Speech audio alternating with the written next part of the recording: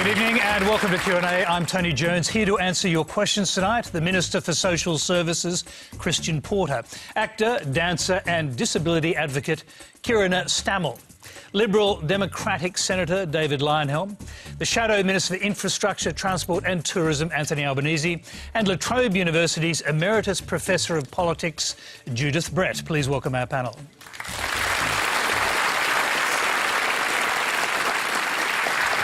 Q&A is live on ABC TV and radio at 9:35 Eastern Standard Time. You can also stream us live on iView, YouTube, Facebook and Twitter Periscope. Well, our first question comes from Tallis Hayden. The recent terror activity in Manchester and London has dramatically increased the threat to nations around the globe, including Australia. Some are now suggesting harsh new preemptive detention laws for use against suspected terrorists, even without definitive evidence of jihadist activity. Does the panel support these laws that could possibly save thousands of lives, but might jeopardise the freedom of potentially innocent suspects? Christian Porter, start with you. Well, Tallis, it's a very good question and there's a lot of theory in there. I guess what we need to understand is that in the Australian environment we have effectively thwarted 12 terrorist attacks since 2014 when the threat level was raised. We've arrested 63 individuals. It is a very difficult environment and the observation I'd offer you is that the environment in terms of the threat is evolving all the time. And of course, every responsible government has to also evolve in terms of trying to keep up with that threat. So we constantly look at a range of issues, legislative, in terms of administrative and procedural issues around how you respond on the ground. That particular issue was one that is now getting some public thought and attention, and of course that's something that we will give some due consideration to. But you also have to respond cautiously, particularly when you are talking about fundamental freedoms. Christian, you've obviously had advice from some of your cabinet colleagues on this hostage incident in Melbourne tonight, in which 2 people were killed. Do you believe, does the government believe this was a terrorist incident? Look, I mean, not much is served by having members of the government sort of give running commentary on things that are so fresh.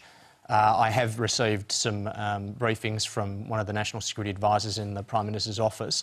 Certainly the information I've got is that a terrorist relation to what occurred in Melbourne is certainly not being ruled out at the moment, but I couldn't say much more than that. One thing we know is that evidently it's been reported now at least that Channel 7 received a call from the suspect, allegedly, who said this is for IS, this is for Al-Qaeda.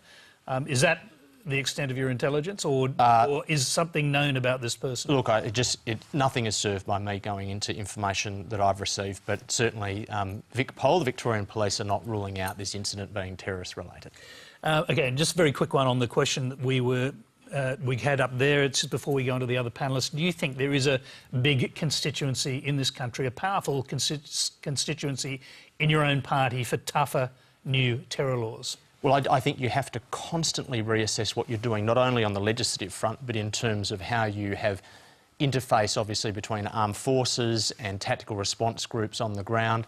I mean, one of the good things about the way in which we respond in Australia, and I might just also add that Anthony's here, this has been an issue of some bipartisanship, the way in which we've amended legislation to deal with foreign fighters, the way in which we've looked internally at our own procedures and responses.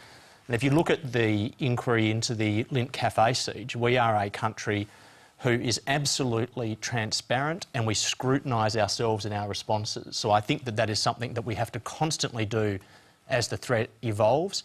But again, legislative responses have to be looked at carefully, cautiously, but of course you need to be robust and you need to maintain to a large extent the bipartisanship that we have maintained across the 2 major parties. Let's hear about that. Anthony Albanese, would Labor back tough new terrorism laws of the type that Theresa May is now demanding in the UK? Well, what we won't do is make policy on the run. One of the reasons why we've been successful, as Christian said, is because we've acted on the basis of proper advice from the appropriate authorities, from the security agencies. We've been through a process whereby legislation has been examined with a great deal of rigour.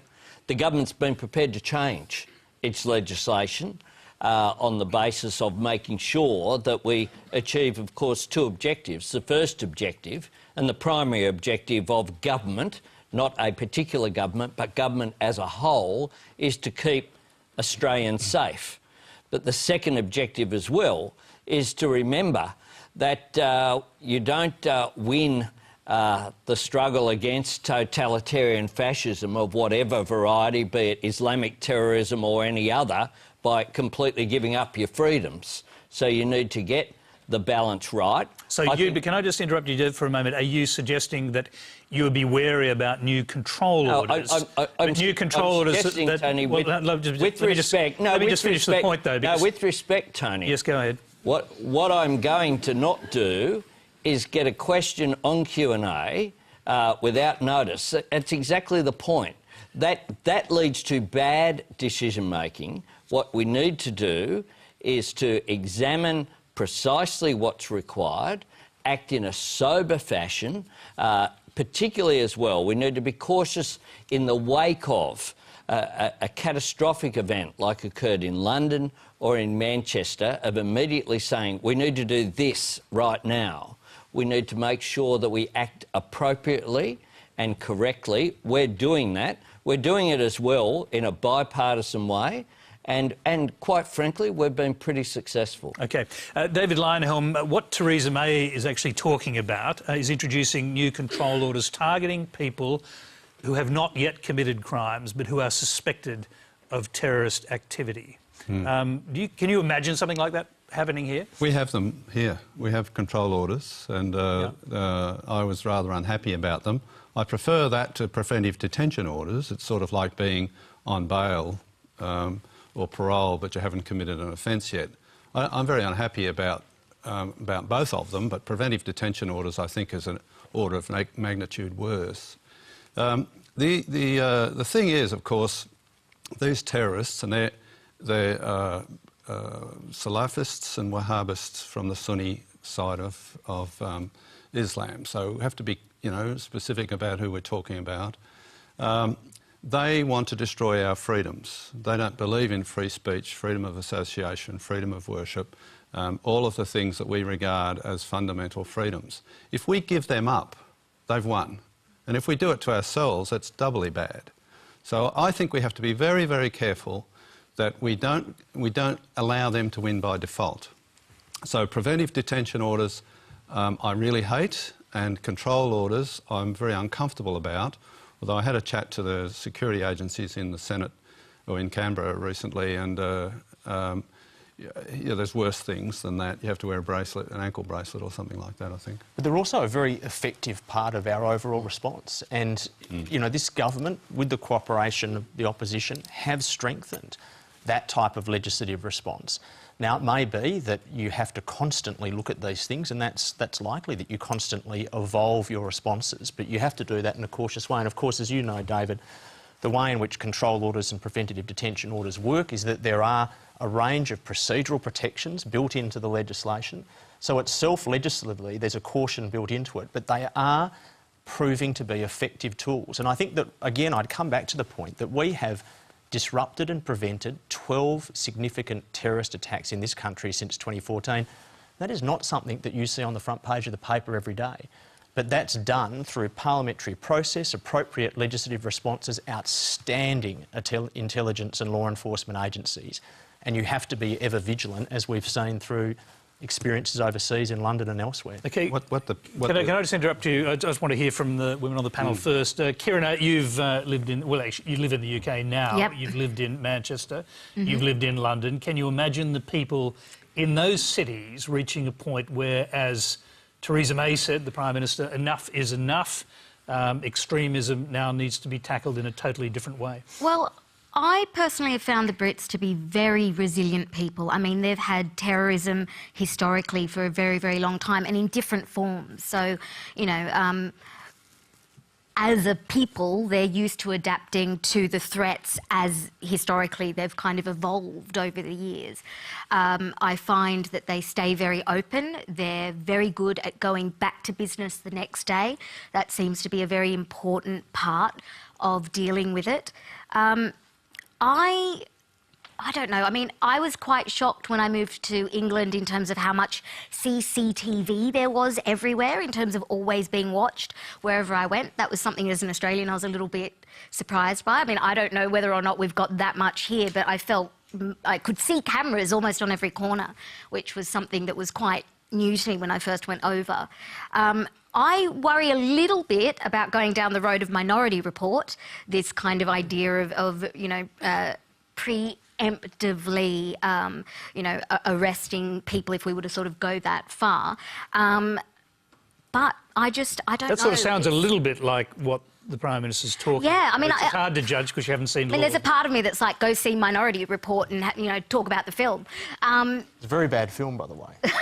No, but I think the issues that it raises, in terms of, I guess, as a society addressing these ideas. But I'm an artist. I love stories, and I think stories are a great way to explore the ideas, how they affect people. So that's often how I kind of come at it, is I want to see how, people respond to these things in a creative way, as kind of, exploring it in that kind of bubble. So I don't know. I mean, I don't think that they would want to go too much further. I mean, I'm going, back there to live. I don't think I want that level of scrutiny. But actually, already, I kind of, even when I'm on Skype, put a little bit of blue tack over the camera because I'm worried that somebody's watching, and that's just me not breaking the law in my own house a little bit. So it's difficult. I think I would need to see evidence-based policy come into play. Okay, Judith, what do you think? And is Australia? I mean, as a historian, you'd know that detention has been part of our culture, particularly in the Second World War. We detained so-called enemy aliens. Yes, and we had legislation that was going to detain communists, and the communists, though, had never perpetrated the sorts of murders of civilians that we're now dealing with. So I think there's some similarities in terms of the legislation in the Communist Party that was defeated in the Communist Party referendum, which was to lock people up on the basis of what they might do. But on the other hand, I think we're dealing with a much more serious situation. I think I've got two things that I'd say, which are not necessarily completely answering the question. One is, I think it's an incredibly difficult task that we're asking our security forces at all levels to do. And I think as civilians, we have to accept that actually they're not going to be 100% successful all the time. It seems to me it's when you've got these, in a way, lone wolves or lone wolf packs, that it's really extremely difficult, and we mustn't blame them when attacks happen. I think that's really important. The second thing I'd say is that I don't see these acts as being attacks on our freedoms so much as being acts of revenge by young Muslim men who see the West. I mean, I think until the political situation in the Middle East is sorted out, we're going to have to live with this, because they see Muslim children being killed. Now, terrorists are killing Muslim children as well. But I think there's an element of sort of just revenge and mayhem in this, that it's not as ideological as perhaps is sometimes. It has the inevitable effect of impinging our freedoms. Yes, I mean, we're worried as parents whether our kids can go to a concert. I mean, that is the terrible result. And I suspect some of that, if not a great deal of it, is actually intended. But intended or not, the effect of it is to abridge our freedoms. Yeah, David, I cut you off before, so a chance to jump back in if you want. Yeah, well, I was going to say the security agencies have told me that the control orders have a behaviour modifying effect on some of the people who are subject to them. And I also was going to add in that I think we have to get over this idea of thinking about people in groups. It's individuals who commit crimes, and the focus of the police and others who are responsible for keeping this sort of thing under control has to be on the individuals with the ideas and the theories and the inclinations and tendencies towards violence. Now, that's, they did a survey in the UK recently and surveyed I think all the Muslims. I'm not sure whether it's split into Sunnis and Shias, but they found out 4% of them harboured violent thoughts and were sympathetic to the kinds of things that ISIS does. Now, if they can identify those people, then at least they can watch them a little more carefully than they can watch my mother or my sisters or you or me, that sort of thing. So I think it's focusing on the people that really matter. Again, the same thing goes in general security overall. I don't think that's right either. I mean, individuals perpetrate crimes, but what we've seen in Paris with public open space offences, recently in London, is highly organised networks of individuals, both in terms of the way in which individuals are radicalised, but also the way in which offences are perpetrated. I mean, these terrible criminal deeds are perpetrated by highly organised, sophisticated groups.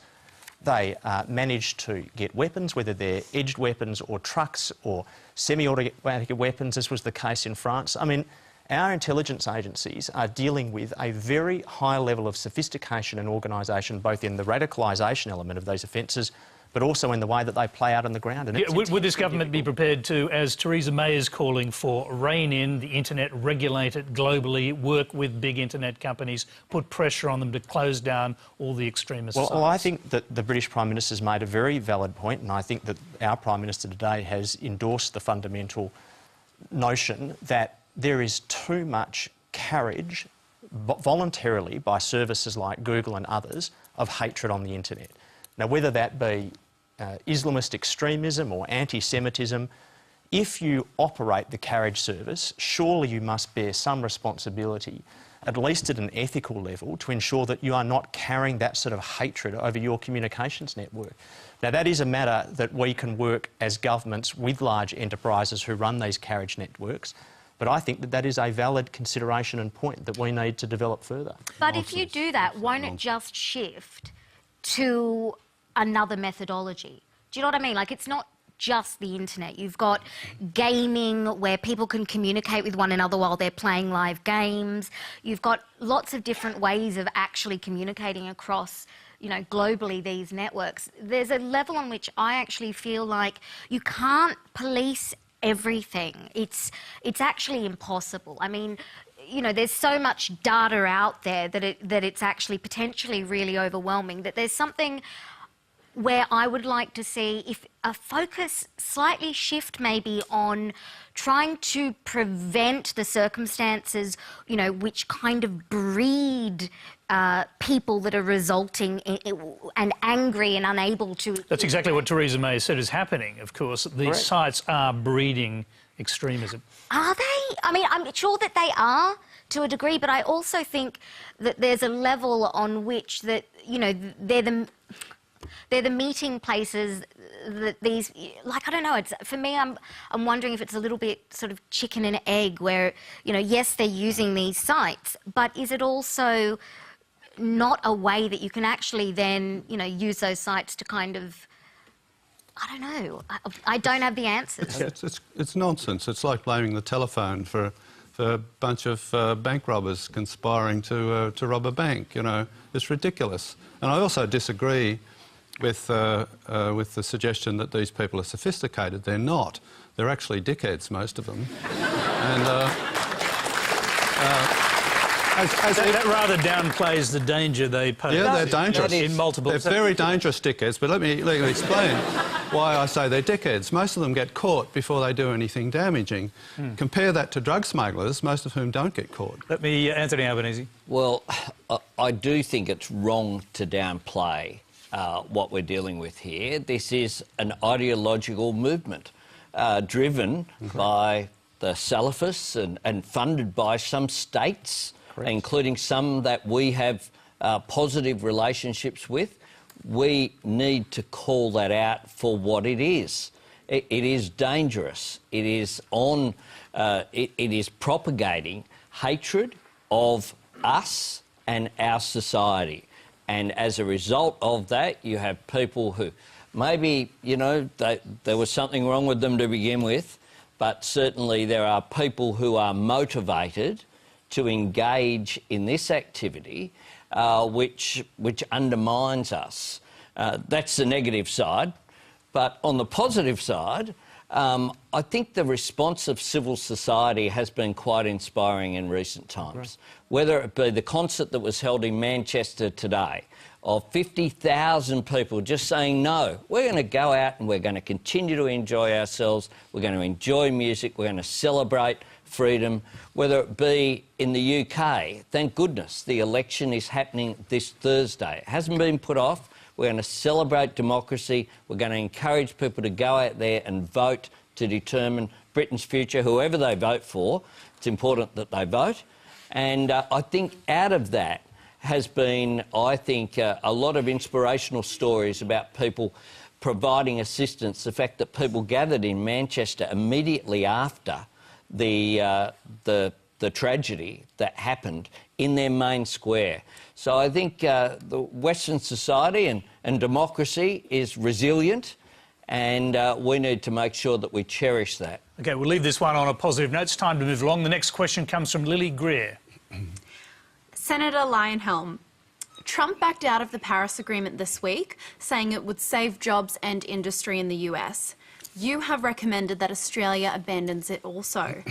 When so many jobs in Australia depend on environmental tourism, notably the 70,000 jobs in Queensland that depend on a healthy Great Barrier Reef, why should we back out of an agreement that seeks to reduce our carbon footprint? David. Why should we back out of an agreement which sends many of our manufacturing jobs offshore, which seeks to close down our coal mines, which seeks to drive up the cost of electricity so that people have to make a choice between keeping their houses warm or going to bed or buying food? You know, think about people on low incomes and the electricity prices. That's a significant consequence of staying in the Paris Accord. I would, if I was Donald Trump, I mean, even if you are a firm believer in climate change, I'm ambivalent about all that. The Paris Accords did nothing for climate change. What they did do, though, so even if every country that had made commitments under the Paris Accords stuck by those commitments, and that's a very big if because there was nothing binding about it, they would reduce global temperatures by 0.15 of a degree by 2050. However, there was a mitigation fund, a climate mitigation fund of $100 billion a year in that fund, and the countries that were going to contribute that $100 billion a year were the United States, Canada, Australia, EU. Okay, and that was going to go to all the other countries, that all the developing countries that weren't going to do anything about reducing their emissions. I would have pulled America out if I'd been Donald Trump, and I think the best thing for Australia is to pull out too. Now, I'm not suggesting we wait, we do it right now, but there will be a steady parade of countries leaving the agreement once they realise there's no more money to come. Thank you, David. Christian, you've made a commitment. The government appears to stay in the Paris Agreement. Is that going to be set in cement, set in stone? That's we're in and we're staying in. Lily, the wonderful thing about having David Lionhelm on the show is it raises the level of Liberal-Labor bipartisanship about 100%. So, look, both major sides of politics are committed Wait to for it. Yeah, I know it's coming, mate. I know I can't get away with it too long. But, look, we've met our first Kyoto target by 128 million tonnes of CO2. We're going to meet the 2020 target by another 224 million tonnes. When we get into international agreements like this, we stick to them. We don't just meet, we exceed our targets. There's no suggestion whatsoever that we'll be withdrawing based on the decision of the Trump administration. Now, the decision is disappointing. So you're saying it while Malcolm Turnbull is Prime Minister? Well, look, the position of the government is that we are in Paris and staying in Paris. And the reality is that even with the Trump administration's departure, the ratification of the Paris Treaty covers 70% of all emitters. It is still absolutely a worthwhile global process which we are pursuing with vigour, and we're doing very well. Let's test the bipartisanship here. Anthony Albanese. Well, Stay with me, mate. It's a good thing that I just want you to stay with Paris. Yep. And I've seen this movie before, which was that the government, the previous Conservative government, of course, signed up to Kyoto, but after George Bush left, the Howard government refused to ratify for a long period of time the Kyoto Protocol. Eventually, on day one of the Rudd government, we ratified the Kyoto Protocol, which is what got us back into the global game. Look, we have a responsibility to this and to future generations. The idea that David puts forward that somehow our economy is damaged by this is completely wrong. The whole concept in economics of first mover advantage means that we're actually penalised by not being a part of the global system. This is a pretty modest commitment, frankly, that Australia's made. But, you know, if we're talking about long-term sustainable jobs, in the time that I've been coming on this show, renewable energy has gone from something that needs subsidies to a form of energy that is actually moving ahead of fossil fuels in terms of efficiencies, in terms of affordability and, importantly, in terms of job creation as well. So I think that Australia certainly should stay. We should do other measures as well. We need to have an emissions intensity scheme. The government knows that's the case. Every expert, every economist says that that's the case. We need that signal to the market, a market-based mechanism, in order to drive that change. So a market-based mechanism, essentially a carbon tax? No. Bring back a carbon tax? No, Tony, and you're better than that, frankly. Well, we're going to find out later in That's the other Tony says that. that any market-based mechanism is that. An emissions intensity scheme is a closed system within the energy sector whereby you have essentially an encouragement of cleaner energy above less clean energy. It's as simple as that, and it works to drive that change through the system. We'll wait and see what Finkel has to say. I think indeed he's going to be on the program next week, so we won't go too far into that. Let's hear from Judith Brett. Yes. Judith, give us the politics of this, if you wouldn't mind. I want to actually give some advice to the Labor Party. Okay, that's all right. So do I. Here we are. Yes. Which is that if the low intensity target is what the government adopts because it's something which is acceptable to its climate. It might be the same thing, but they don't know. The right-wing Liberal Party don't notice it's the same. But if that's acceptable, I would hope... It's going so well. ...that the Labor Party would support it. It might not be what they would want if they were in government, but it would be a hell of a lot better than to block that so that we're back to where we were when this all started, what, a decade or so ago. You know, that if we don't get...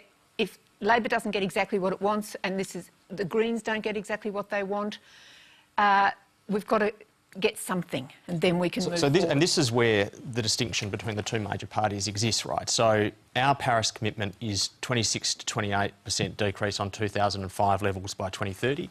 The Labor Party's policy or ambition would be a 45%. Now, we say that that is both ambitious, 26 to 28%, but it's ambitious in a way that can preserve our economic development and preserve job growth. Now, that is a fundamental distinction between the parties. I actually have to jump in here because the reality is that the planet is getting hotter. Whether or not you believe in climate change, put a pin in that for a second. I want to quote my father, which will absolutely delight him. My dad said once, Kirina, you know what, you can't take a dump in the living room and not expect it to affect the ambience of the house, right? And this house is our planet. We haven't advanced enough to go anywhere else. We actually need to stop exploiting fossil fuels by 2050. We're not talking about future generations. We're talking about me in my 70s and your children. And do you know what's more expensive? Things like supplementing and subsidising the fossil fuel industry, which we do massively, directly and indirectly, compared to renewables. Renewables, you don't have to buy coal. The wind, the sun, water, you know, tides, things like that are actually free. So that long game is cost effective. It's an industry that will generate jobs. It's innovative. It is better for all of us, and we need to go down that road. Otherwise, guys, We are going down along with our neighbours who are going to want to be seeking asylum here because their islands don't exist anymore, and extreme weather patterns. This is real, okay? Even just on the level of pollution. And I really despair for my friends who have children, because this is a really serious thing. And talking about 26% and even 45%, it's actually not enough. We have to wake up as a species because we are just animals. OK, David. You have 30 seconds because we're going to move on to other things. I sit next to the Greens in the Senate and hear that claptrap all the time. It is absolute garbage. And there's really, there really is. Really? Oh, There are no old women who are climate... Excuse me, how old are you? Well, I'm an old woman who believes in climate change. It's the old men who who are all going to be dead by the time it actually hits. Do you know what? China is not going to do a thing about their emissions until 2030. Not a thing. That's the Paris Accord. So we should export all our jobs to China while they just wait until 2030 before saying, oh yes, we think our emissions might have peaked now we'll start doing something about them. I mean, what kind of dickheads are we? China is actually investing massively in renewable energy. Under Paris, not a thing. And as well as having market-based mechanisms, China can do it. Economically, and David, their emissions are going to go up until 2030 and ours are supposed to go down. Hang on, we're all talking over each other at the moment. Sorry. I'll tell you what we're going to do. We're going to just leave that one there because we've been here before. We know how it ends. It doesn't end. The next question's from Charles Redhead, a very different subject. Good evening. I'm 14 years old, in Year 9 and live in Sydney. The median house price in my area is $1.75 million. In my commerce class, we calculated how long it would take to save for a deposit and pay for a mortgage. It would take me roughly 18 years to save for a deposit, and if interest rates stay at the current rates, the principal and interest over the entire life of the loan would be $3.25 million. At current income tax rates, it would take me approximately 165 years to pay for this mortgage. In reference to Menzies, I feel that our generation are the forgotten people. How do you envisage my generation to ever own a home based on these statistics? Judith Brett, you've written about this, so I'll start with you. OK, thanks. That's a terrific question. And I think you referred to Menzies. I mean, Menzies made home ownership absolutely central to the stability and citizenship of the 1950s and, you know, the childhood that I enjoyed and that many of your parents would have enjoyed. And something has gone badly wrong, I think, over probably the last decade. It seems to have got really worse, where if we think of a house, it's both an investment and it's a place of shelter. And it's as if the home meaning of that has become sheared off, and we think of a house in terms of property and investment, and those who've got get more and those who haven't stay out. Now, Judith, you've actually called this the new class divide, home ownership. Yes, well, I think one of the things it's doing is it's entrenching inequality, because people who've got parents who've already got enough wealth to be able to help them buy a house will be able to get houses. So access to capital is becoming a major determinant of people's life chances in the way it was in Jane Austen's day. You know, who you married and hanging around the dying uncle to see if you were the one who got the bequest, you know. Now, I've been thinking a lot about this, about how to solve it, because, you know, the last budget just tinkered. And to even talk about how we need policies for affordable housing, which in fact means public housing and welfare housing, acknowledges that actually for bulk of first home buyers, the housing is not affordable. There's been massive rises in asset prices over the last decade for people who've got houses. I think that we have to start thinking about estate taxes, basically. I know this is a big jump, but that the government is not getting any way of being able to get some benefit out of that massive rise of asset taxes, which is actually going to fuel inequality and mean that there will be a lot of people who are going to head into old age, there already are, without housing. So there's going to be a bigger demand made on the public purse, and so there's going to be need more money. And it seems to me that an estate tax 10 or 15% at the federal level so that the states can't compete for old people, like they did when Bjelke Petersen introduced it, is something I would like to see. Let's see if Labor might jump on board that one. You've got a few ideas for tax rises in the housing area. What about that one? Well, what we've said we'll do is negative gearing, to change it, modest changes to negative gearing and capital gains tax. We don't say that that's going to solve all of the problems, but what it will do is make sure that the first-time home buyer bidding for a property isn't competing with someone who effectively is subsidised by the taxpayer. That's why it's so unfair. The existing system subsidises investors over homeowners, over residents. And that is meaning, I think, a big problem in our cities. Successful cities are inclusive cities. You shouldn't be able to determine someone's income by just looking at their postcode, because what you speak about isn't just having an impact on house prices, it's rents as well. And, you know, in where I represent used to be a very working-class blue-collar area, the inner west of Sydney. Now I have people who work for me can't afford to live in the seat, either rent or buy. So, Anthony, would Labor's policies bring prices down? Was that part of the aim of your policy? Well, what it's aimed at is certainly decreasing over a period of time the price of houses. Yes, it would. But pretty controversial. A lot of people out there own houses want the prices to keep going up. Well, their prices will go up by less, effectively, is what would happen. So you're not going to get a fall, but what you are going to get as well by allowing for capital gains tax and negative gearing for new constructed houses is to also do something to boost supply. There's a whole range of measures needed. It seems to me as well that social housing, why is it that every Tom, Dick and Harry can make money out there speculating on housing, but state and territory governments have failed dismally in terms of social housing?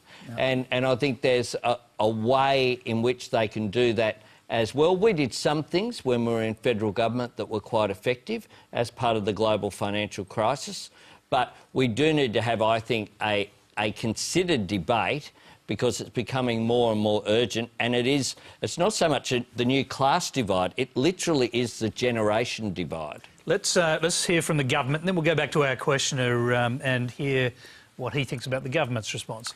So, Charles, I've heard a whole range of stats in this area. It's the first time I've heard those ones, so you've now exposed yourself to fact check and inside both sides of politics, but I'll be very interesting to drill down and have a look at them.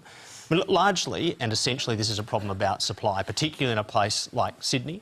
Housing prices haven't got the same edge to them in other parts of the country, so we need to be very careful, first of all, to see this as a problem that has geographical limits and where it is different from place to place in Australia.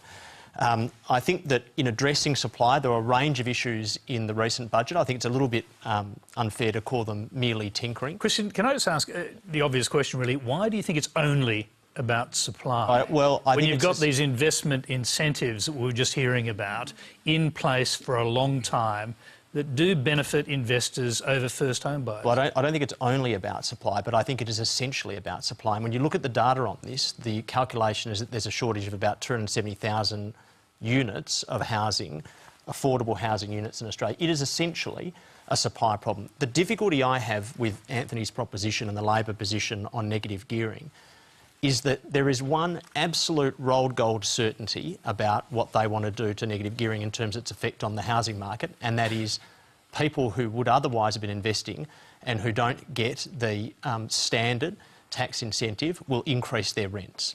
And does that make it harder or easier for your generation to rent before they purchase to save their deposit? You can jump back in, but let's go back and hear from Charles. Now, you've heard a range of propositions here. What are your thoughts? The way I feel, I've always got concerns with the thing that I don't think is addressed is foreign investment and foreign ownership. And I feel that Australia's interest with housing it's not addressed, and I feel that it's sort of been hidden. It's sort of, you know, I think one of the most important things is that we address the foreign ownership and how much we tax for foreign investment, so we have our own people in homes. And also one thing as well, I can't stand it when you've got people saying that, you know, you're forcing you, because I live on the Northern Beaches, forcing you to move to other areas, you know, I'll just move, it's cheaper there. We're trying to create connected communities here, and it's impractical, it'll create even more disruption if we're saying to people, move out here, move there, it's cheaper. OK, let me bring in Kieran. Could you afford to live where your parents lived? No. I couldn't. Actually, out of all of my groups of friends, only one of them is still living in the area that we actually grew up. Everybody has moved further and further afield. Actually, my sister's gone all the way up to Tamworth. Another has changed state. As a disabled woman, being able to afford a property that's appropriate for my needs in my area is, forget it. It's you know, completely out of my reach, to use a pun. But I really do think that we perhaps actually need to question home ownership as an investment at all, because it's a resource, and it's a finite resource to a degree. So I worry in that I've seen London, for example, multi-million-pound properties empty because they've been bought as investment properties, nobody's living in them. So, you know, for me, that's a wasted resource. So it's about, I think, actually having to redistribute that. And, you know, if that means that it's not such a great investment anymore, but people have houses and families are invested in their local areas, well, I think that the payoff for that, for me personally, is a really positive one. David, what do you think? I mean, there's a range of possibilities here. Labor wants to rein in negative gearing and the incentives from capital gains. We've heard another proposition from Judith about taxing people at death, I think it was. No, don't call it a death tax, call it an estate tax. Estate tax. Even though it's a death tax? No, well, it's not really, because the person's dead. It's a tax on the estate that is going to their Well, heirs. you know what? That was gotten rid of in the 1970s, and it had terrible results where widows of a deceased husband were forced out of family homes because they couldn't afford the death duties. It can be designed. We've been down that road. OK, I was trying to bring David in here to get his opinion, but I think we've figured out where you're at there. Go ahead. Yeah. Well, the housing prices of anything really are a function of a market. There's demand and there's supply. Mucking around on the demand side, so rules on foreigners and rules on first home buyers and rules on negative gearing and all that sort of stuff affect the demand side. So you can play around with that. But Christian is fundamentally right. There is, in Sydney in particular, and to a lesser extent Melbourne, there is a shortage of supply. And why is there a shortage of supply? Two reasons. One is the planning rules are very restrictive. It's really quite hard if you want to build a house or units or townhouses or whatever to get approval. Councils are very anal about approving them, and it can take a long time, take a lot of argument, and raises the cost significantly. And the other thing that's affecting it on the supply side very substantially is that the state governments have control over land release for new suburbs and new areas and things like that. Landcom in New South Wales, for example, used to be just told release land. Now they're told release land at a profit. So they only release it when they're going to make a handy bit of money for the state government out of it. So as a result, they don't release as much. So as a result, supply is constrained and prices go up. It happens in all the states. The questioner made a very strong point there about foreign investment being a core problem. Just briefly on that.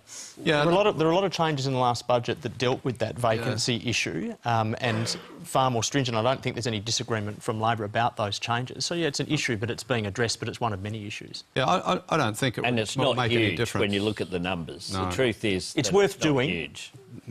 Yeah, sure. I disagree. It's not worth doing. It just creates more bureaucracy, more public servants, more cost, and there's not enough foreign buyers to make a big difference to the demand. If we opened up the rules on supply, well, I don't think prices would fall in Sydney and Melbourne, but they would stay flat for probably a decade or two and allow incomes to catch up. All right. Now, remember, if you hear any doubtful claims on Q&A tonight, send a tweet using the hashtags FactCheck and Quanda. Keep an eye on our Twitter account, RMIT ABC Fact Check, and the Conversation website for the results. The next question comes from Nicole Look. My question's to Christian Porter. Having applied to the NDIS for my 2 daughters who have a disability, I have found that access to the scheme is difficult. Inadequate initial plans mean that successful plans depend on multiple reviews and are highly dependent on a person's ability to advocate for themselves or their dependents. How will this system resist perpetuating inequalities when those least well off are less able to advocate for themselves? So, Nicole, I take it by virtue of the fact that you've had plans initiated and reviewed that there has been access granted to the NDIS? Yes, there has. Yeah. So what I would say to you is that there's clearly improvements that we're going to need to engage in on an ongoing basis to ensure that the experience for participants in the NDIS around planning is as good as it can possibly be. And when we're moving from a system in trials that had 30,000 participants in 3 years up to an estimated 460,000, the scale of that enterprise is absolutely immense. I mean, it is a once-in-a-generation reform. So for me as a minister, with the help of the NDIA board and the NDIA organisation, our task is to ensure that the planning and participant experience is of a consistently high level. And I don't think that consistency is there at the moment. But I would note... Does that mean that you essentially agree that better advocates get better results? Or well, that people who have carers who are better able to advocate for them, or who themselves are better advocates, get a better result? Well, look, I can't say that I've got any sort of statistical information that would show that to be the case or not to be the case. But our task in any event is to ensure that planning and reviews of planning is consistently high across Australia. The point of the NDIS is the experience in North Queensland should be of a similarly high standard to the experience in Sydney. What I would note, though, is that planning and then reviews of plans is an integral part of the NDIS, because the whole point of giving sufficient resources to a person with a disability is to improve the situation so that needs will change over time. Now, there might be very significant improvements, and what we found with respect to the first review of the first plan is that I think the statistic was that in more than half the occasions the amount of the package actually increases, but in other instances over time the amount of the package will decrease. So it is a massive social enterprise, a logistic and organisational feat. We are working very hard at it. I don't pretend that every experience is perfect. Chrissy, can I just quickly go back to Nicole, our questioner? Are you actually saying that you've personally had problems, or that you're seeing potential for problems for people who are less well able to advocate for themselves? Both. I feel as though it's a very hard fight to get what is needed. I believe in the system and I believe in the premise of it, and I'm grateful for what support we have. But I feel as though we have to fight very hard to make sure that those needs are met. And I see people who I know of who don't have strong advocates, and their needs are less met than what my children's needs are. Christian, can I just hear from Kieran here, because she has experience of a similar system in the UK? I do. I've seen the system in England, which has been in place for longer. It's a little bit different, and it's sort of broken up into different sections. I have to say over there as well, if you are a strong advocate, you also get the resources, which I think is a very unfortunate way for systems to work, because disabled people are dealing with a lot on a day-to-day basis, and the admin of that can be very daunting and also very emotional. I know personally, when I have to talk about what I can't do, which is what you have to talk about when you're applying for resources, when you spend your day trying to do the things you need to do, it is so hard and so emotionally challenging to honestly say, do you know, I find this a bit difficult, because you have to essentially, throw yourself a pity party, which is true and honest, but you can't dwell in it, because if you dwell in it, you wouldn't get out of bed in the morning and live a life. So it's a really difficult balance to strike. So I'd say across the board with every bureaucratic system, that's been the case. I'd be interested to know how actually, you guys are planning to get feedback from the people that are using these services so that this can be addressed. Because one thing actually that Australia has got in its favour, rather than the UK system, which is just that it's older, so it's had a little bit more tinkering, and it's got, unfortunately, it's been damaged recently by politics and political agendas. What Australia's got that's actually a bit of an advantage is because this is kind of a new system, it can be built better and actually built in a way that the bureaucracy could be more efficient. Let's hear if the government... Yeah, Karina, you're exactly right. So, for instance, what the new NDIS board has done is after the first year of transition to full scheme, they've gone out and interviewed a whole range of actual participants who've had the on-the-ground experience that you've had from start to finish through the planning and review stages so that we can learn from the process because, of course, it is a very new process now being rolled out at scale. But there is a central tension here on the part of government to make sure that reasonable necessary supports are what is objectively the reasonable and necessary support. You would have seen that front page of the Daily Telegraph here that suggested that the NDIS is funding horse whispering, which is just utter nonsense. But there will always be the tension between generosity and stringency in the planning process, and part of that is maintaining the very high public confidence that we have in the NDIS. But yes, we are constantly reviewing, constantly looking at what we're doing, and this will just get better and better as time goes on. Kieran, just give us for the audience here and for the broader audience, just a quick sort of assessment as to why it's a good social investment. OK, so quick crash course in disability studies. I identify as a disabled woman. I know some people will go, oh, but you've just got dwarfism, you're a bit small, you're not disabled. To that, let me just quickly shortcut it. How would I make a cup of tea in your standard kitchen in your house? Okay, so obviously I have access needs. The NDIS would mean that I can apply for adaptations to my home so that I'm not financially penalised or punished for being disabled. And this is a really important thing. Would also mean that I could apply for the cost of adaptations to a standard vehicle because I can't obviously jump behind a wheel and just drive any car. So we live in a world where the market actually, there is nothing to meet my need. A kitchen that would meet my needs and my average height husband's needs, you're looking at least $30,000 at least, because you're talking about moving parts. Disabled people tend to earn less, so, you know, you can see the disadvantage there. So that's literally a crash course, OK? People can apply for different needs in order to get out of the house and also actually, brilliantly, to work and join the workforce. They can apply for the support they need to contribute and participate in society. The other thing I want to say is every dollar that is spent on the NDIS, you ordinary disabled and non-disabled Australians will see come back to your own pocket. Because all the NDIS does, it means a disabled person is able to get out of the house, go to the local shopping centre, buy themselves a coffee because they can finally get out of the house because they've finally been given a shower and clothing, and they're going to spend that money in the community. This is not money that you're giving to disabled people that's going to go offshore into an offshore bank account earning interest somewhere. You are going to see every dollar of the NDIS come back to you, because it's going to mean that disabled people are working, paying tax on their income, employing carers, carers pay tax on their income. They're going to be out participating in the community, enjoying a life and spending money, you know? So that's the one thing I want you all to hold on to.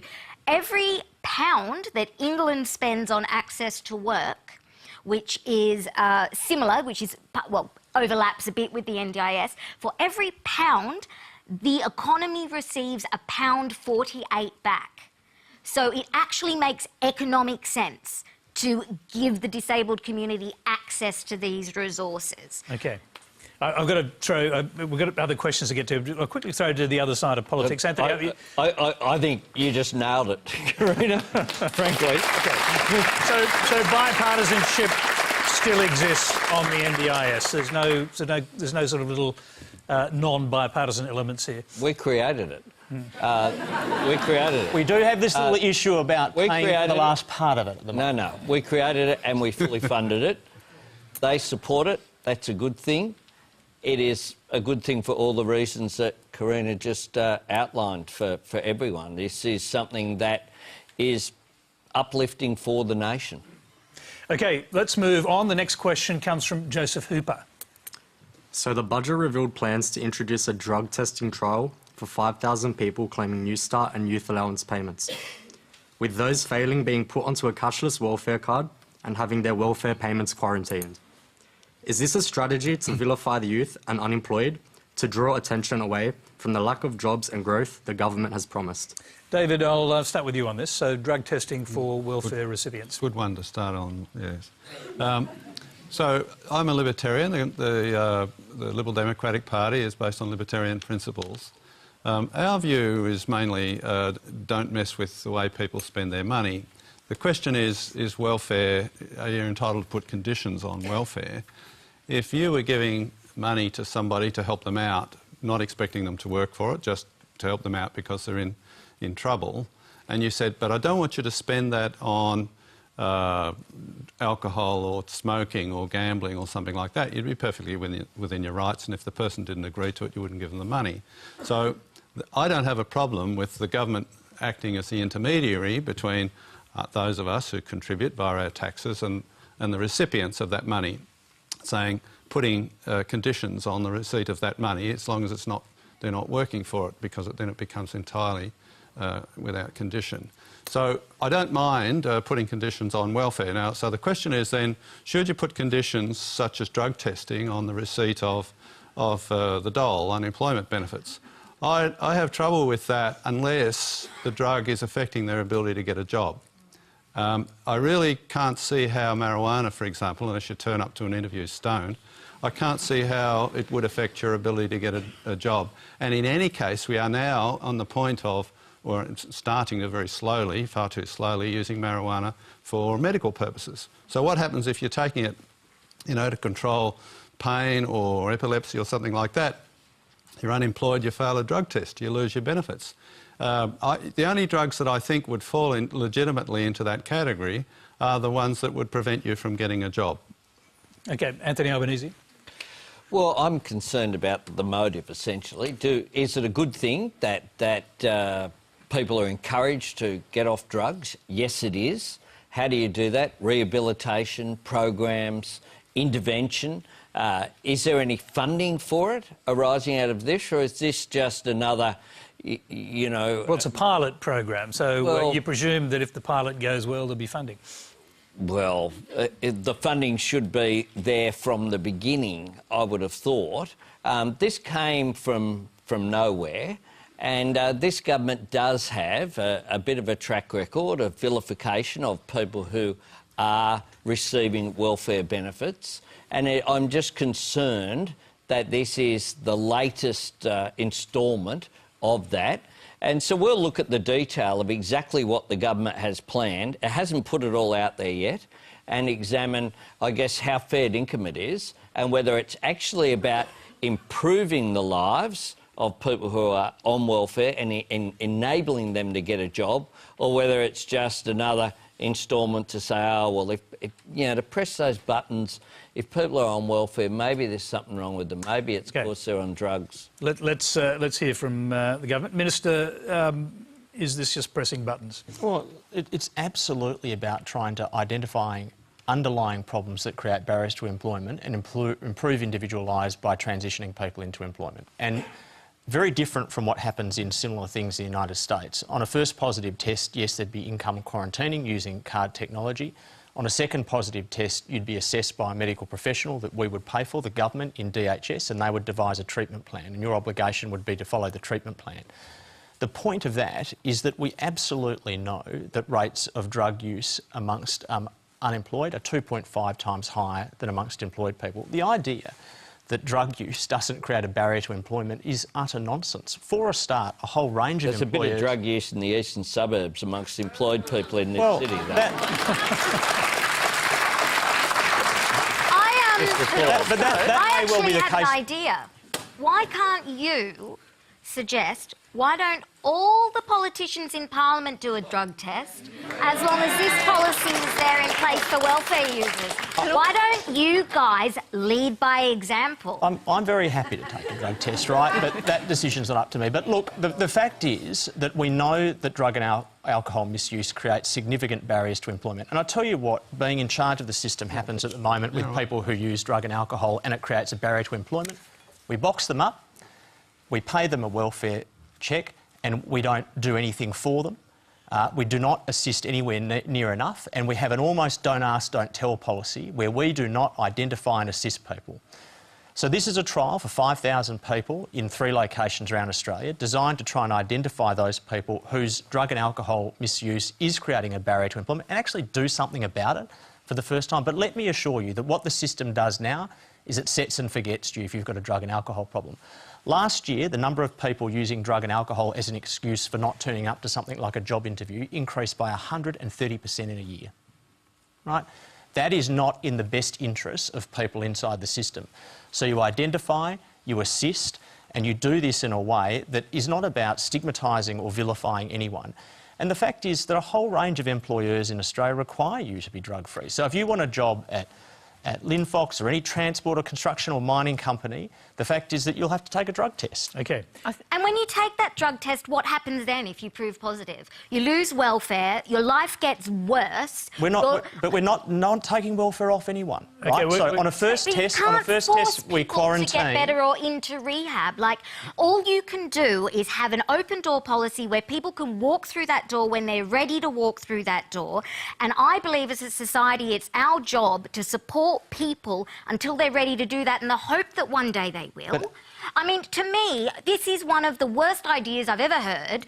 I'm sorry, but I really think that it is daft. You don't accept there's a kind of reason to it, that it's a progressive thing? No, because I don't believe that essentially this kind of punitive justice is how you deal with drug and alcohol issues. I mean, they're symptomatic of so much more and such bigger deals. Like, I would much rather see... But it's actually not punitive. We offer you more services if you test positive. No, those services should be there. And what the research shows is that if you mandate treatment... should be there so that you can self-refer. OK, guys, so we've got to get to one last question. I think we've heard the 2 different perspectives of that. There's time for one last question. It comes from Steve Rafters. Hi there. This is a question to the panel, also to Anthony. There's a saying that don't let the perfect be the enemy to the good. So with your comments regarding the recent budget, were you stepping up to be on the side of the good and instead of the perfect? Anthony.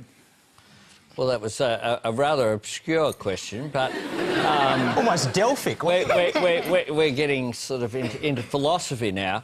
I don't think so. It's based on the fact that you had a fundamentally different response to the budget than your leader. It's as simple as that. No, well, one of the things that characterised my speech, which characterised my political speeches over 20 years, is that I'm positive in outlook. So I think the history of Australia is that Labor puts forward a progressive idea. It's resisted initially. Eventually, because of mass support, concepts like Medicare, you know, Medibank established by Whitlam, abolished by Fraser, adopted by Hawke, now undermined, but they say that they support Medicare.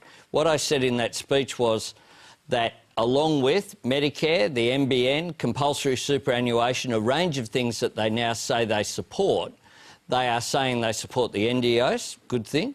They're saying they support needs-based education, good thing. They're saying they support public transport.